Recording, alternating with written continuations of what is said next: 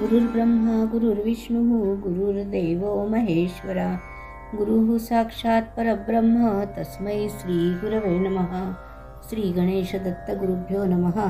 परमपूज्य श्री रामकृष्ण सरस्वती स्वामी महाराजांनी दिलेल्या मार्गदर्शनपर आशीर्वादांचे मी पठण करीत आहे। नियती।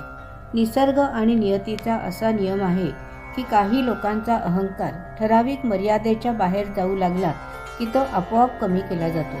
जेव्हा पाणी जास्त प्रमाणात गोळा होते तेव्हा त्याच्या दाबाने धरणाची दारे आपोआप उघडतात व दाब कमी झाला की धरणाची दारे आपोआप बंद होतात, तसा हा प्रकार आहे।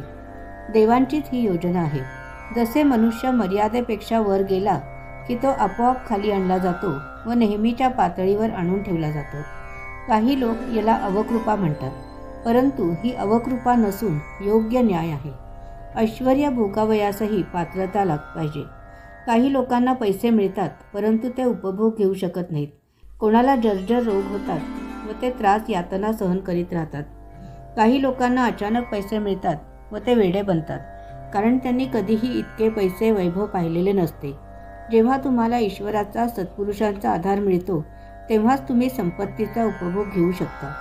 तुम्ही जेव्हा ईश्वर उपासना गुरुसेवा करता तेव्हा नैसर्गिकरित्या अहंकार व इतर दोष कमी होतात। तुम्ही कीर्ती व पैसा मिळवलाच पाहिजे। जर हे मिळवले नाही तर दोष निर्माण होईल। प्राप्त झालेला पैसा हा भगवंताची कृपा आहे असे समजावे। पात्रतेप्रमाणे मिळणे हे सामान्य लक्षण आहे, परंतु जेव्हा पात्रतेपेक्षा जास्त पैसे मिळतात तेव्हा समजावे की ही ईश्वर कृपाच आहे। पैसा व प्रसिद्धी मिळवावी पण त्याच्या मागे लागू नये। पैसा स्वतःसाठी वापरण्यापूर्वी त्याचं काही प्रमाणात निरपेक्ष वृत्तीनं दान होणं आवश्यक आहे।